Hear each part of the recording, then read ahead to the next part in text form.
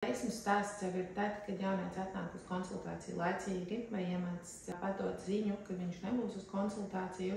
Ir jaunieši, kuri no diezgan skumjas situācijas, kur ir gan atkarības, gan daudz kas cits, iegūst dažādus titulus, dažādās sporta disciplīnās. Ir jaunieši, kuri atrisina ilgušas vardarbības problēmas. Jaunieši, kuri ir apstājušies kādā 7. klasē un pieņem lēmumu pabeigt skolu.